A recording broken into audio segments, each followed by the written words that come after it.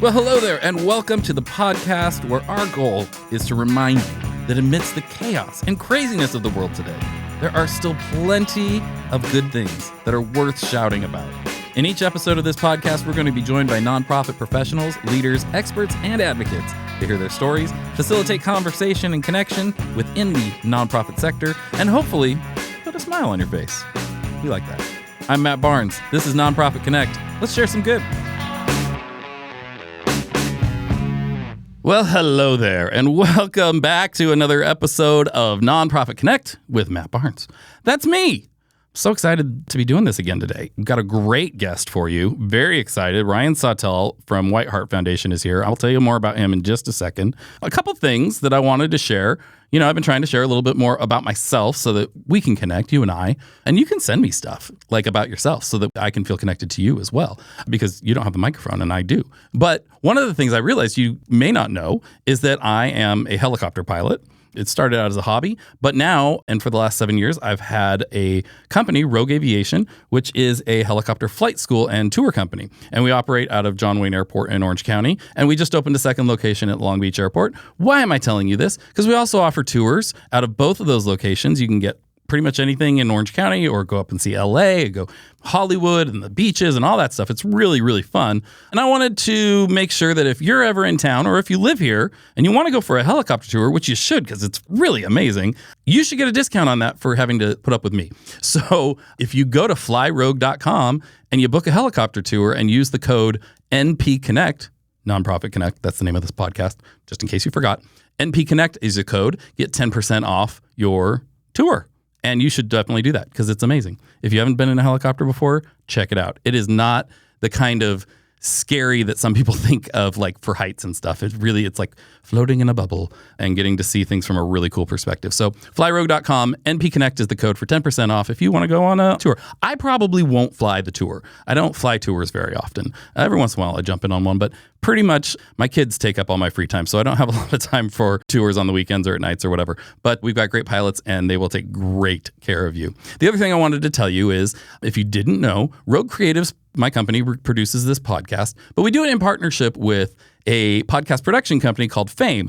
And Ella Lamprell has been one of the producers from the very beginning, since we first came up with the idea of this, that I've been working with. And she is truly amazing. She's been working at Fame for a while and has done an incredible job of helping us strategize this thing. She's done all the booking. She's helped really devise what this podcast is and make it happen. And we found out this week that Ella is going to be leaving Fame at the end of the month for some new opportunities. And we are super sad because she's amazing and we love working with her. But we're also really excited because it turns out part of why she's leaving, at least, is our fault, because working on this podcast made her realize that she wants to get involved more with nonprofit work. And she's amazing. So nonprofit world, you're welcome. We're sending you a good one.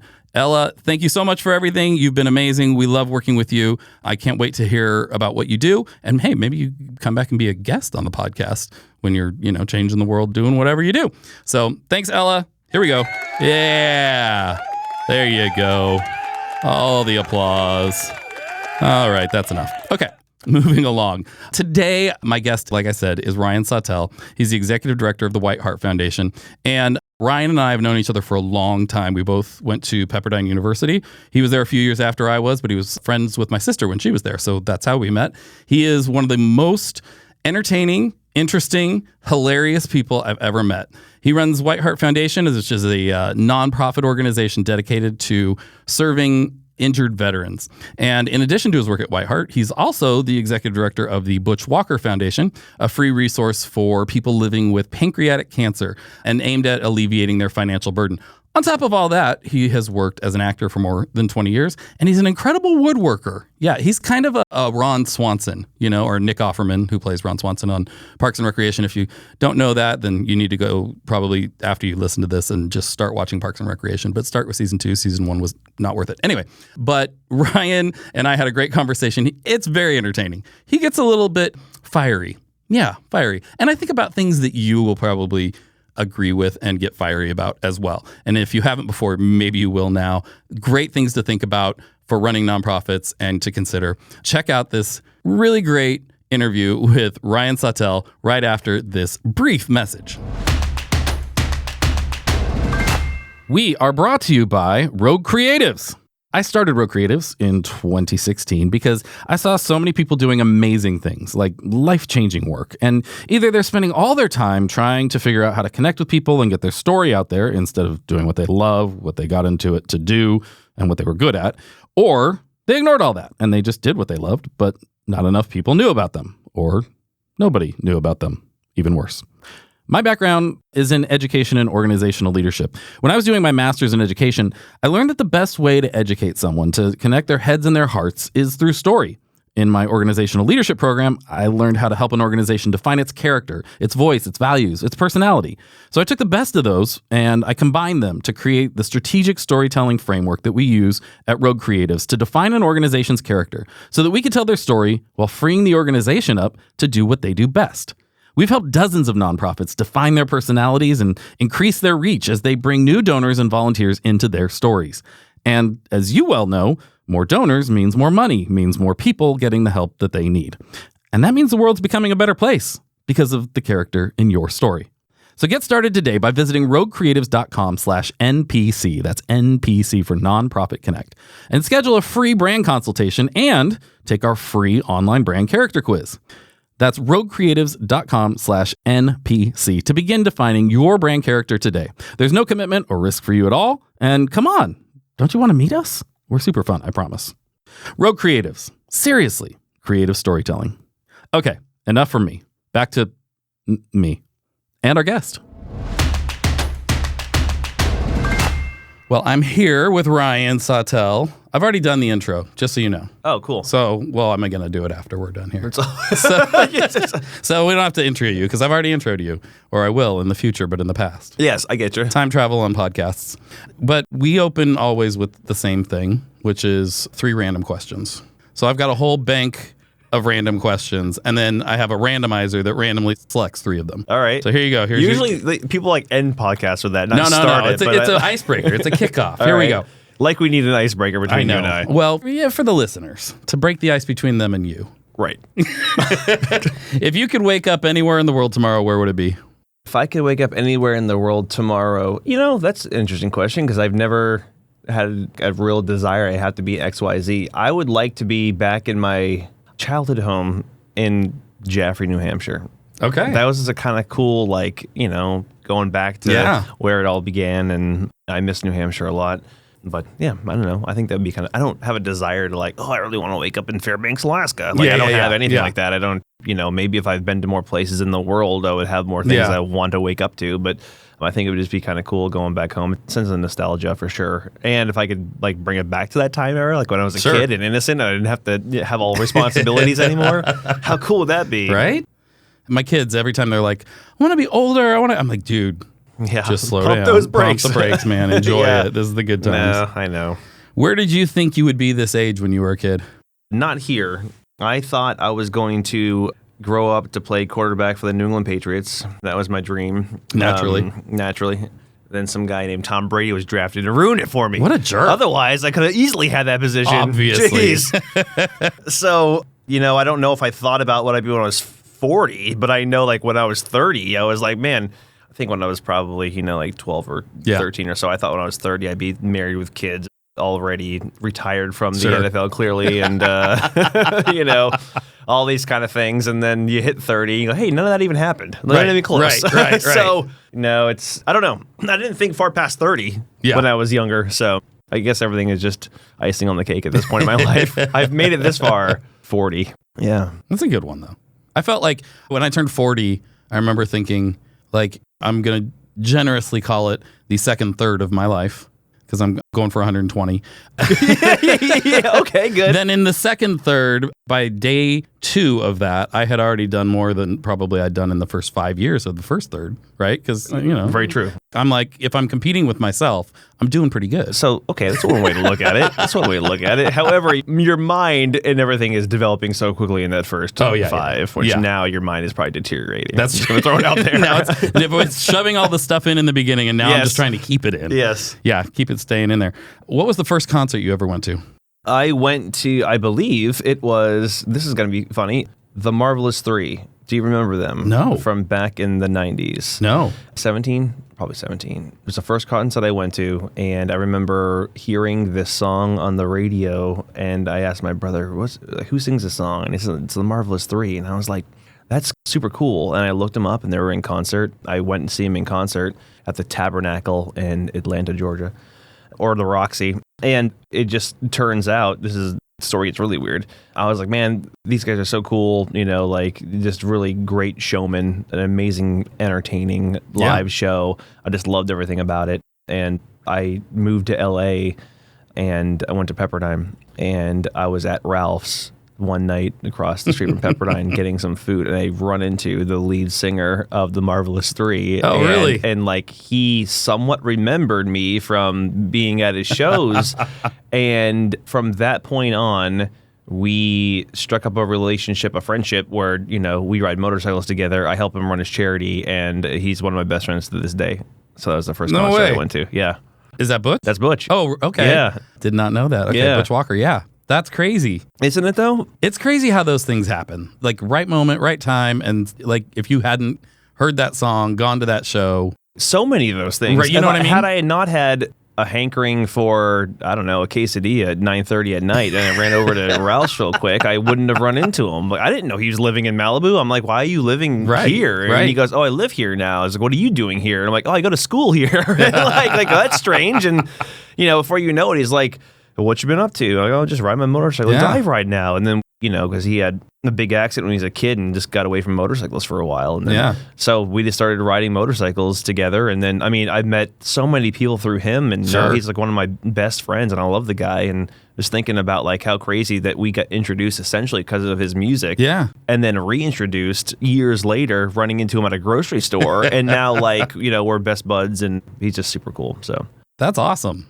I was just yesterday I was interviewing somebody for the podcast, and we were talking about those collision moments that you just can't predict, and you don't know how they're going to shape things, and you go back and you look and like, this really random thing really shaped my whole trajectory. Yeah, not to take a morbid turn on things, but like my previous girlfriend and I, we were introduced basically because of the unfortunate scenario of my niece who passed away of brain cancer. Yeah. And, that never would have happened. Now, granted, it didn't work out, but like still, it never would have happened had, it's weird things in life that can bring you to other people. And yeah, it's crazy. So now the only person I ever met down at Ralph's there, I almost ran over Gary Busey in the parking lot once. But to be fair, he jumped out in front of my car. As Gary Busey would. I don't know. Yeah, Ryan and I both went to Pepperdine, and I think you were in Megan's class or a little ahead of her?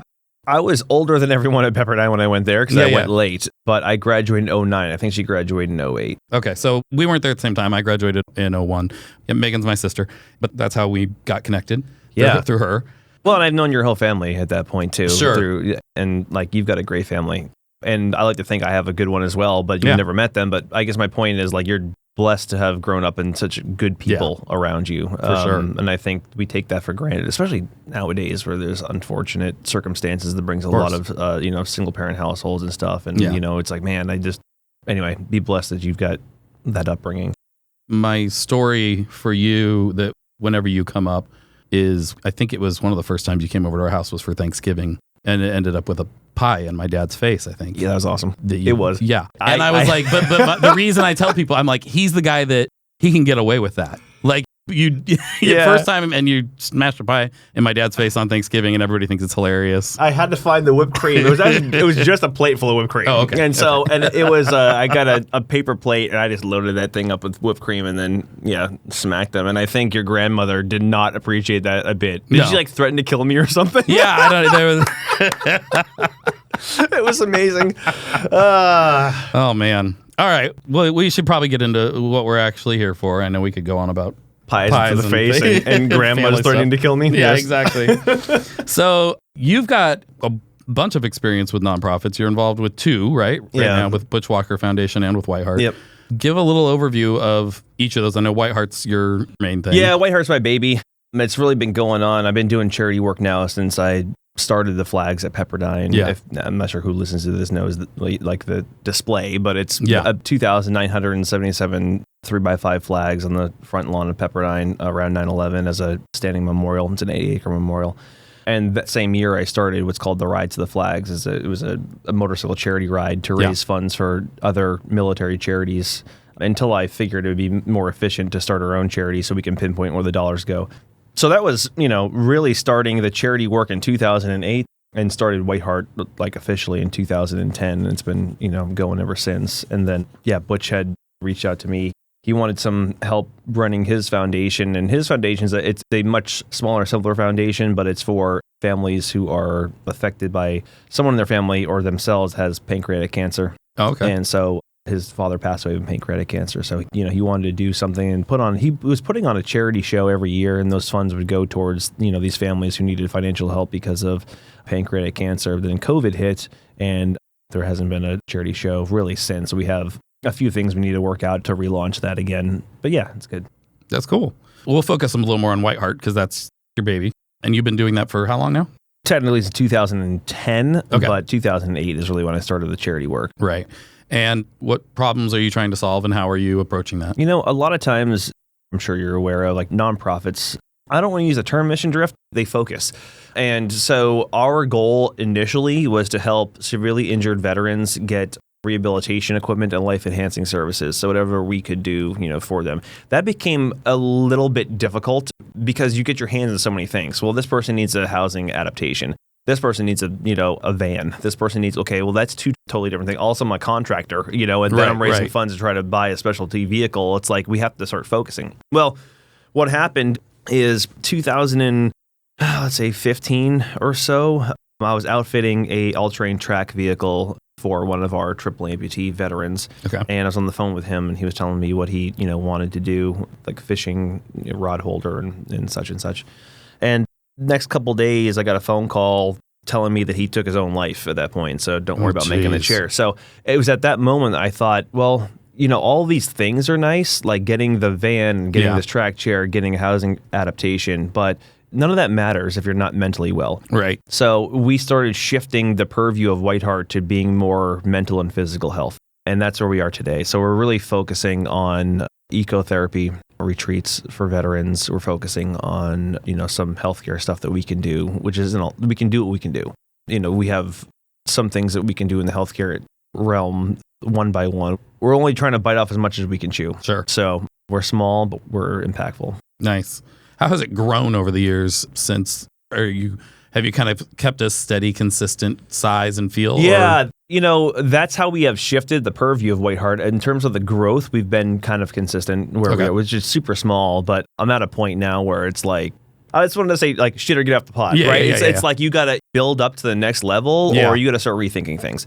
So when we really started focusing on the mental health care aspect, there are certain things that we do that I know in my heart of hearts that we do better than other military charities. And I think the mental health retreats that we organize, which is peer-to-peer, is very impactful to the point of we have at least 30 veterans out there with White Heart tattoos on them because and they have made the claim that, this program is saving their life. And they've done all these other programs and other charities. Sure. And so, like, I know that what we're doing is good. I mean, it took us years to hone in and tweak this program to I know where it's having an impact. That's where we need to, like, really start pushing. That needs to be our calling card, and we need to go down that road, I think. So this is where we're shifting for, like, 2023 and 2024. Yeah. And as we had talked about offline, marketing. They really got to push that. So, but a lot of that is, like, there's mission drift of kind of the overall scope of what you do. And we work with a lot of nonprofits. We've definitely got somewhere it's like, we could do that too. And we could do that. And but then there's also just learning and growing and refining. And it sounds like more that's the process you've been on. We're honing in. We're not mission drifting at all. We're definitely honing in on what we know is, one, impactful. Yeah. Two, the support is there. People are willing to give to that. Sometimes it's hard to get people to focus in on understanding what you're doing when you're trying to buy like one item for a veteran or like one service for a veteran. As good as it may be, it can get very expensive. Something like this they're not cheap to run these things, but I think people can grasp the concept of what we're doing easier, and therefore it has a lot of support, And honestly, mental health nowadays is not a stigma anymore, where it was 20 years ago. And so now you can see it. I mean, the VA is coming out with new grants, and these private foundations are starting to do a lot of mental health grants. And so it's becoming something now that people are willing to fund, they want to see. Clearly, we know there's a lot of help needed in that realm. I mean, just on my way drive down here, one of our veterans tried to commit suicide. I got that phone call. So he's in the hospital right now. But, all of our other veterans are going to see him and make sure he's okay. My guess with this is the public awareness of how large this problem actually is not really there. I mean, I feel like, people talk about it, but there's also kind of a burying of, we're really good at like supporting the military when they're there. And then afterwards kind of like, okay, moving on. Totally. And, I've been watching all the stuff on, the Jon Stewart stuff on the burn pits and, all the different things. And so how much does awareness and education play into what you do or the challenges that come up against what you do? Do you mean awareness to the general public about what we're doing? As far as, if you're trying to get funding and all of that to bring people into like, how many people do you guys serve a year? I want to get into this question. I mean, it fluctuates, but let's say probably a few dozen a year. But there's probably hundreds that, you know what I mean? There are hundreds of thousands. Yes, there's so many. Like, you're doing this amazing work, but even then it's still just scratching the surface of what's out there. And so educating is that a big barrier? Is educating the public and helping them understand the necessity for this and the scope of the problem? I think they are more willing to understand it than even our own government is.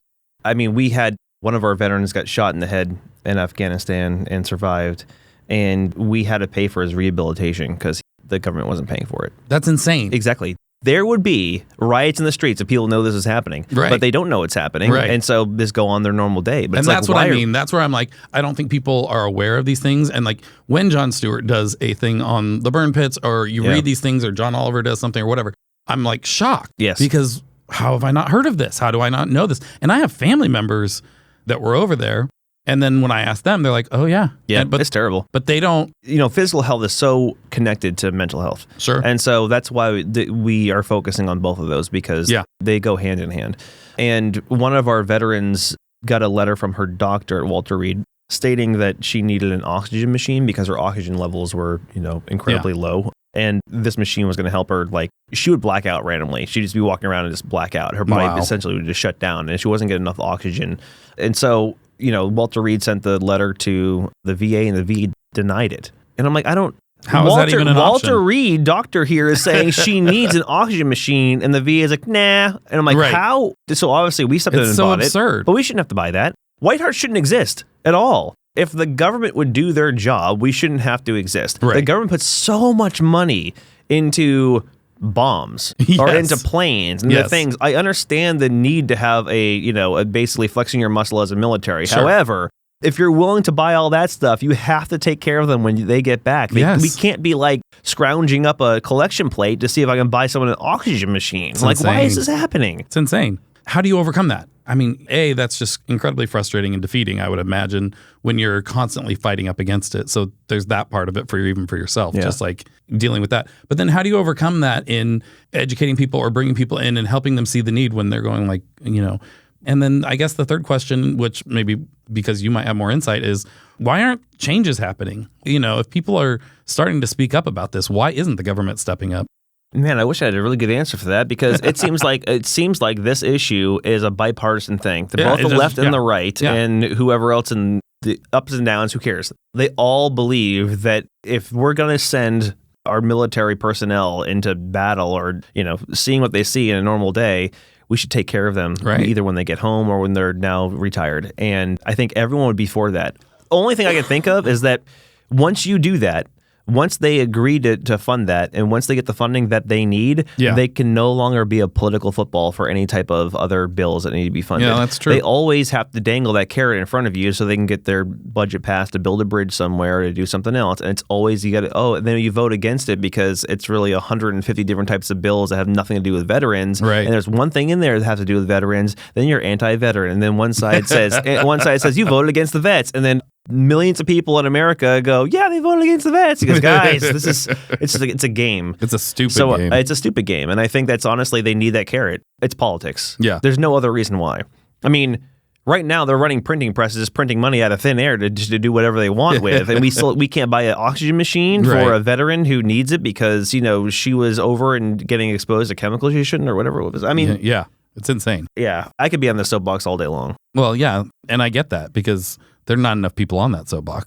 Well, yeah, because they don't know it. Right. And we've been through that with the case I was talking about with Jordan getting shot in the head. Like, I mean, nobody knows that that's not the case.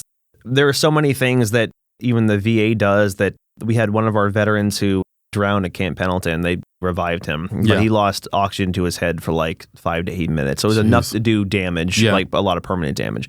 And he has to go through occupational therapy constantly. Well, after like 2 years, the VA said, we're not seeing any improvements, so we're just going to stop his occupational therapy. But what they don't understand is that he's going to regress. Like, you're not in occupational therapy to necessarily get better. It's just not to get worse. Right. And so then he started getting worse. And we're like, we had to step in and keep paying for that. I'm like, I don't understand what's happening here, you guys. You can't be that dumb. Like, you can't be that dumb. So, like, I think that the VA in itself has a lot of issues, obviously. I wish that the government would find nonprofit organizations who are used to running on a shoestring budget and could cut out all the red tape that the VA has to deal with and just give those nonprofits the dollars. Yeah. And see what they could do. They could do a whole lot more than a whole bunch of bureaucrats can do in an office that just decides, arbitrarily that someone doesn't need help anymore. Yeah. Okay. Jeez. Every nonprofit, that I talk to has obviously unique challenges, but there are some kind of universal ones like, we were talking before we started recording about marketing and getting the word out there, but this has come up on pretty much every interview I've done, is getting people to donate toward that or be okay with their funds going toward whether it's marketing or PR or whatever it is to help grow the actual cause and not just operational program. How do you deal with that? What have your been challenges there? So we don't yet. Okay. Honestly, I have sent out emails to some of our bigger donors and said, this is what we need to do. I was on a podcast 2 days ago and they love what we did, but they've never even heard of us. Yeah. Like, this is the first time they heard of us, and someone like had given them our name. And I said, this is the problem. So we've been around for over a decade and you still haven't heard of us. And many people haven't heard of us. Yeah. And it's because we don't have marketing dollars. Right. Because I am doing what the donors are asking me to do. The White Heart has a model where like 100% of where you want your dollars to go will go to that thing. Mm-hmm. So if no one's giving towards marketing, we're not spending it on marketing. It has to be something that the donors are going to essentially choose to do. I can go out and ask those donors to give towards marketing, but I have done that and I've gotten pushback because they don't understand that it can have a massive multiplier effect on their dollars. And that multiplier effect not only can take, $10,000 and make it $100,000, but it also can spread brand awareness and be able to tell people that we exist. So that in the podcast I had 2 days ago, they would know us before I ever got on the podcast. Right. I mean, this is what we need to do, know, and all. You know this more than anybody. Mike Leonard, who's on our board of directors, he always says nonprofits are essentially marketing companies. Well, they have to be marketing companies. They have to be storytellers. Yes. If you're not a storyteller, then no one knows what you're doing or that you don't exist. And you have to get out there and get your name out there and let people know that you're doing things and what you're doing and all the good stuff that you're doing. It seems a little... At least I got into this to help people. Sure. I'm not getting into it for like, look at us, look at me, look at this stuff. Yeah, and a lot of people are like that. But at the same time, you almost have to be, right? So, I mean, you ever watch people on Instagram and you're like, man, this guy's so full of himself. Look what he's doing. Sure. But he has to. Like, that's what you have to do nowadays. So we're at a point where like we have to cross that marketing bridge. We really do. And I know we're talking offline again about that, but I would definitely take your advice all day long on how to approach that because I know it needs to happen. It's being able to get all that together to make it happen. Yeah. In our second episode, which just came out for us, it'll be been a while for the listeners, but we had a guest, Chris Bayaki, and he runs a company called Resolute Philanthropy. And he was talking a lot about like one of the things he's working with a lot of his clients who are nonprofits in their fundraising is on how to switch to unrestricted giving and to really lead your donors there. Because if you're the expert in your area and you need to have that flexibility to be able to address your problems, and that means sometimes something comes up and you need to try it and you need to address this, you need to address that. But it is a challenge because so often we've created this sort of understanding that like, for so long it was like 90 cents of every dollar goes directly to the thing. And it sounds great, but really you're just holding it back. I am locked and loaded on essentially how the way that people think about nonprofits is entirely erroneous. It's so bad. And it's so bad that it's driving nonprofits to do the exact opposit of what they think they're giving to. Right. If that's on your roadmap today, we can get there. But well, we go wherever. I think, we end up talking about this a lot because it's such a shift. I can't believe, I don't remember if it was Chris or it was another guest I had on here, but he was saying that the thing that they're always reminding people is nonprofit is a tax status. It's not a job description. Yeah. And the best way to run a successful nonprofit is really the same way you'd run a business. You got to market it. You got to get good people. You got to pay them what they're worth, and you will get the results. Otherwise, you run it on a shoestring budget. You try to beg, you're going to get shoestring results. And that's what you're going to get. Yeah. But we've been sort of brainwashed to think we've been conditioned to do that. A couple of examples of like, for instance, we run this ecotherapy retreat. We take veterans who are battling post-traumatic stress and military sexual trauma out to Utah and Colorado and Wyoming. And we do all these things, including having like really good fireside chats at the end of the night. Well, we hire outfitters to do that. For the sake of argument, let's say it's $100,000 for a summer, right? To do that. But I can also do that in-house for $50,000. I can hire somebody, train them with all the outfitting stuff, and it probably can be a veteran so they can really, relate to their fellow veterans and pay them $50,000. If I get a grant, private grant, a public grant, the VA grant, and they give it to me, I'm restricted that I cannot use that for salaries. I cannot actually pay somebody to do that, but I can pay someone else's salary. So what difference does it make that I can pay the outfitter salary? I just can't pay my own people's salary, but I can do it for half as cheap.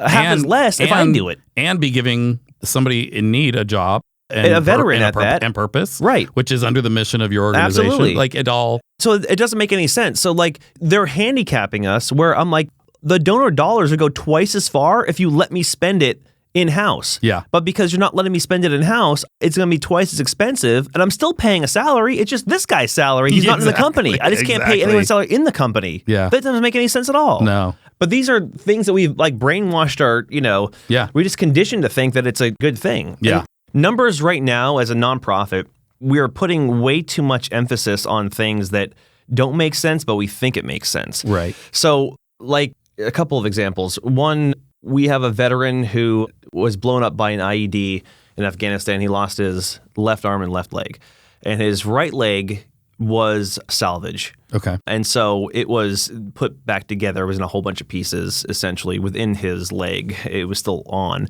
So it had to get rebuilt.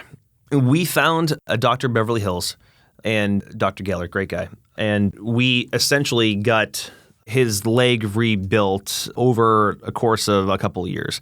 Many surgeries, knowing that the chances are today that it'll be able to be successful and it'll take are still pretty low. Okay. But we wanted to give him the best shot we possibly could. And Dr. Gary Cohen is part of that whole team that really spearheads all this. If we were to put a number on that, that would cost about $2 million overall from us building all the surgeries, all the specialties, the hospital stays, all this kind of stuff that was all donated because me and Dr. Gary got together with Dr. Geller and we were able to really figure out how we can do this. So we spent a lot of time getting all these things donated, like not money, the services donated. Yeah.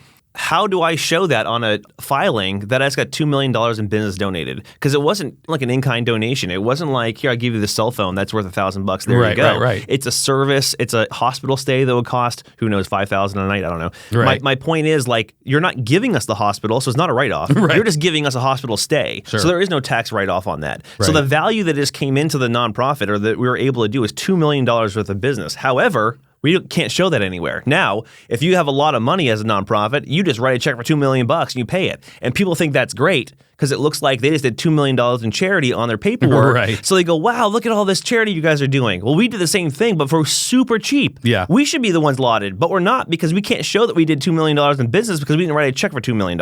And therefore, that whole 90%, whatever percentage, looks crazy on their books because they just did $2 million worth of charity. And it looks like we have nothing. My point is, if you were to compare it, they wouldn't see that we were doing all this work because there's no way you can't put that in a file somewhere. So they're actually, again, donors then are going to be giving to these people that they see that are doing $2 million in business because, they're doing a high percentage of the program work. Sure. Well, so are we, but we're actually better stewards of your donor dollars by not spending it. Right. Because we found out a way to do that with donated doctor services and hospital stays, which is a whole lot better. That's exactly what the donors want, but they're going to give to the other guy because of that percentage thing.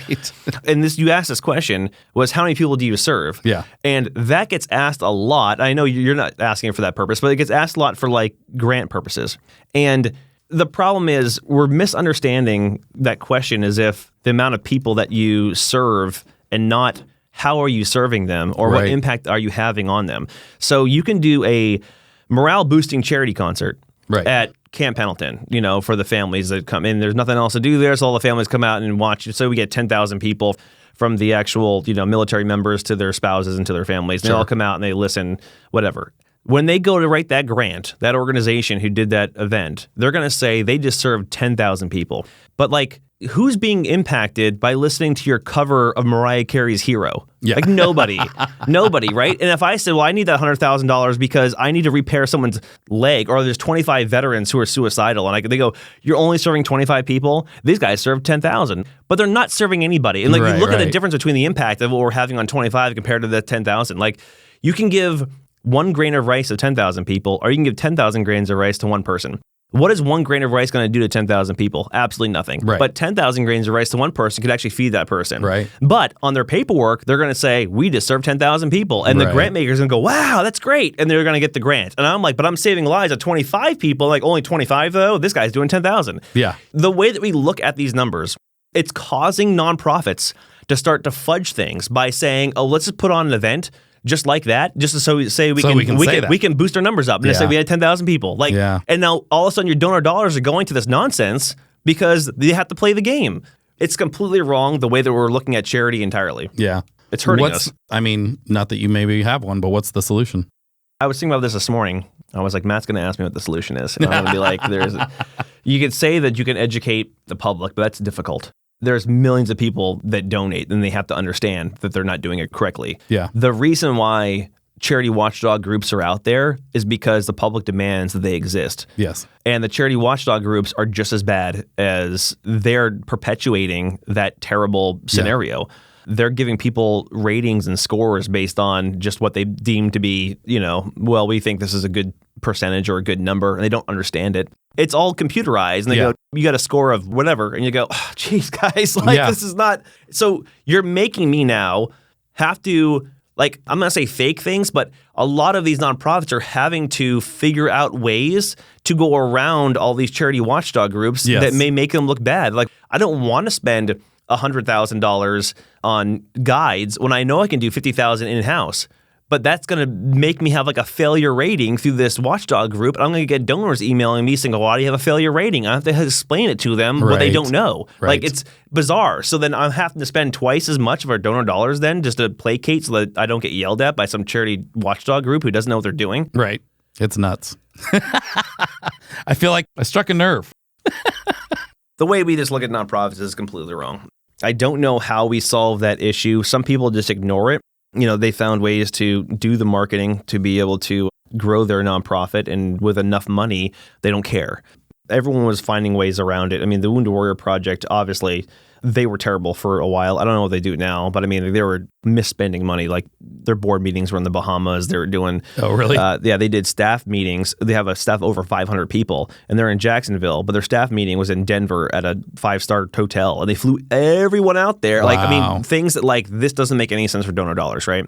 But they were playing that same game too. They looked at their 990s. They had $80 million in outreach. and go, okay, well, that was one of their program keys was outreach to veterans, but their outreach wasn't $80 million. It was $80 million worth of free commercial advertising on cable news. So you got free commercials, and they put it in as so that they didn't look bad. They tried to fudge the numbers. We could call this outreach. If we call it outreach, then we just did more charity, because they know that these ratings are going to come down, and they're going to look through all these numbers and algorithms, and they're going to give them a rating, and they have to keep a rating up. So they start fudging things like that and putting them where they shouldn't, because they don't want to be dogged. Yeah. Now, they could be dogged for a million other things and should be. I mean, I could be here all day talking about them, but I mean, like, but I understand why they're doing what they're doing is because they're playing towards the ignorance of donors. And I don't mean that in a way of vilifying donors by any means. I just mean they don't understand, most donors don't understand the ins and outs of how nonprofits run and how we have to report things. And therefore, their demand of those percentages, I want to see 90% go to a program, yada, yada. 90% going to a program doesn't make any difference. Yeah, it's a stupid game. Yep. Last topic, I guess. I think that you're passionate about the same things I am, and you have a specific other sort of outlook on it than, you know what I mean, or a specific point of view from that I don't have. And so it's fascinating for me. And I've been hearing that from a lot of people. I think you have that kind of because I've been talking to people a little bit more from larger nonprofits. And I'm not saying that they're gaming the system, but they probably have the ability to kind of play those games a little bit more. And you're trying to just make this work and do the right thing, and you're getting screwed for it. You know, like that sucks. If you try to be ethical and actually go towards like what the donor's intention is, you'll get screwed. Yeah. So is Rob Lowe still on your board? He's on the board. He's on the founder circle. Okay. So that's basically my circle of advisors and people that can make things happen in a snap if I needed to. Right. But you've got connections like that, right? Like I came to that fundraiser a few years ago, and I'm like, hey, I'm hanging out with Rob Lowe, who is a really cool guy. He's cool, super cool.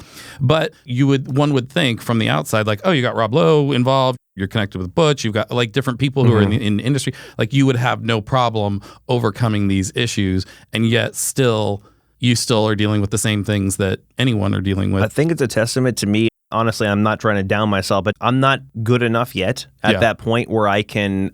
Sometimes I feel bad. Like I don't want to bother these people again and again and again. I don't want to, and some of these successful nonprofits are run by pretty pushy people. Sure. I mean, they can really, I don't want to say they're guilting people into doing things, but they'll definitely push to get their way and stuff. And that's not my personality. I want people to do good because they want to do good out of their heart. Yeah. I don't want to have to shake them down for donations or for services like, can you come here, make an appearance here, make an appearance there? I will say it, every now and again when I think it's something that we need to do. I mean, I want to get Rob Lowe on a marketing campaign. I'm hoping the same thing with Pink. I mean, she's been a supporter of ours as well. I would love to get her talking about especially the female veteran suicide rate and things like that. So I think we can have a really cool campaign that we can build with the people that we have. And of course, we've got great, production capabilities. And I don't mind asking for that kind of stuff. I think I need to be a bit more assertive in what we need. Yeah. I need to go to some of our bigger donors and say, hey, look, this isn't working and this is why. And this is what I need help with. I've got 2 meetings today about that actually after this. So I'm going to give it a shot. But I think I put that on my shoulders. Yeah. That I'm not good at that yet. It takes a certain type of person. And I don't think I'm that person. I don't think I can be that person. I think I can do what I can until I can hire that person. Yeah. All right. Well, we always close with some rapid fire questions. So we can go into an hour? You said we did. Yeah, exactly. So if you can give rapid fire answers, we'll keep it under an hour. What is the one thing that makes you feel connected? It's a really cheesy question. It is. Purpose. Good answer. How do you connect to your community? I would say integrity. Yeah? Yeah. I'd say that people can see that I'm not a shyster. I'm a really good person. That's what you see is what you get. I would say that is very true. Thank you. Yeah. Who in the world of nonprofits would you most like to take to lunch? Dan Pilata. Okay. You're the second person to name him. Who in the world of nonprofit communities do you think we should interview next? I'll have to think on that one. Okay. I could probably give you a list. That'd be awesome. Of people that I think would be good for you to interview. That'd be great. Yeah. And lastly, what aspect of your job brings you most joy? I would say having a veteran come up to me and say that I helped save his life or her life. It's happened several times. And you hear that and you go, this is why I'm doing it. I would imagine. It's hard. It's hard to hear it too. But yeah, that's a weird, bittersweet one, right? Yeah. It's a really deep topic that I decided to get myself involved in. Yeah, so. You didn't pick a lighthearted one. Yeah, I didn't pick like kids who need shoes or something, But man. Well, thanks so much for coming by and doing this. Where can people find you and find information about Whiteheart? So Whiteheart is all the handles at Whiteheart. Instagram's at Whiteheart. Twitter's at Whiteheart. Whiteheart.org. If they want to find me everywhere but TikTok, at Ryan Sawtelle. Cool. All right, man. Thanks so much. Thanks, buddy. Come back and do this again, huh? Yeah, Can for we? sure. All right. Oh, yeah. I got plenty of stuff to say. Oh, I know.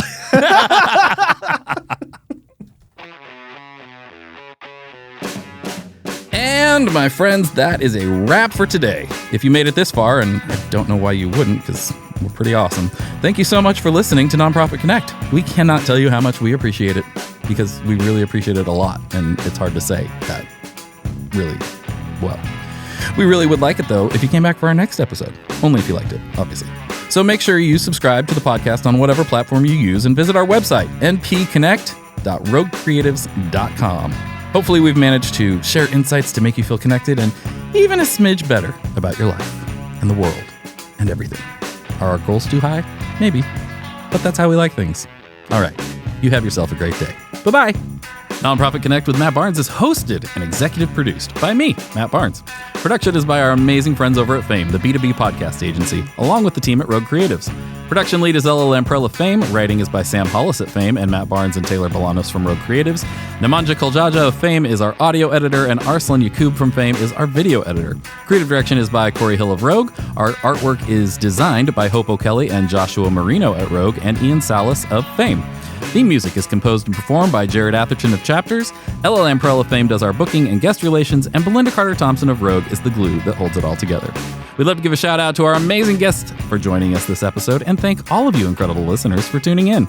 If you enjoyed the show, don't forget to help us spread some good by giving us a good review, preferably, 5 stars with some words saying how amazing we are. That's always helpful. Also tell your friends and subscribe so we can come straight into your potholes each and every time we have a new episode. We'll catch you next time. Bye.